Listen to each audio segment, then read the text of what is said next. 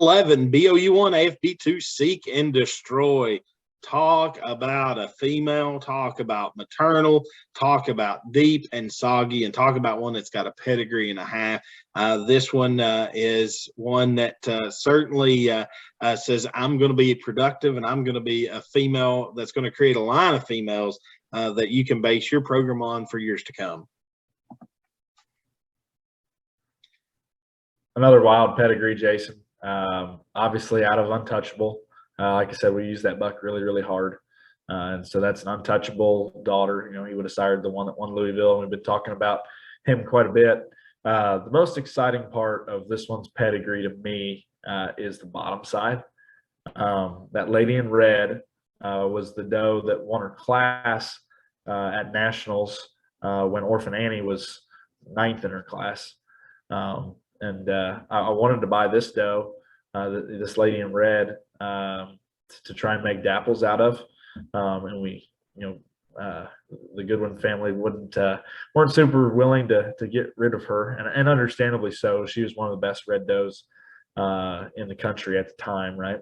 Totally, no doubt. So I thought that Orphan Annie maybe was a little bit more out there in terms of some rib cage and extension parts and pieces, but this was kind of the more complete one, and she was a little darker red. But yeah, if they would have sold me that one instead of Annie, we would have probably had a little different, Outcast wouldn't have ever existed. And so it's a little bit different deal, but really enjoyed being able to finally, once we got the Goodwin herd purchased, be able to use Lady in Red, because I think that is a true generator in terms of what she represents. We sold those 3 triplet doe kids, coming yearlings last year out of her, and grossed close to 30,000 on the 3. And she's done a great job. We talk it a whole lot in our live sales is lines and pedigrees, and our dollar generators. And when you can find that line, Lady in Red in one kidding made 30 grand, that tells you a whole lot about that land. And then you go on back to Red Tail Girl and how much money did she make, and this, though, there's no doubt is going to fall right in that line. Another just high quality, solid red female that is just plain pretty, maternal, tight, up-fronted, killer off her feet and legs. Just a tremendous doe.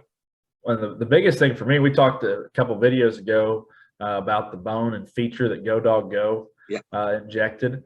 And, we're just 2 generations away here, being out of a Go Dog Go daughter, right? Look at the foot size, the bone, the feature, the skull, the genuine just construction that female possesses in terms of her lower skeleton. I think is pretty wild. Something that I think a lot of goats, regardless of color, could definitely use.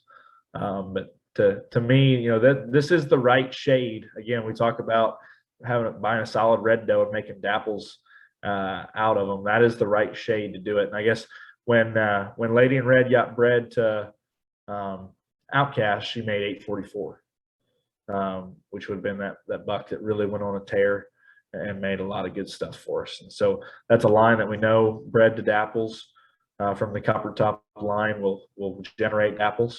I think this is one that if you're trying to make good colored goats, I think that's one to watch. No doubt about it. Lot 11, Seek and Destroy.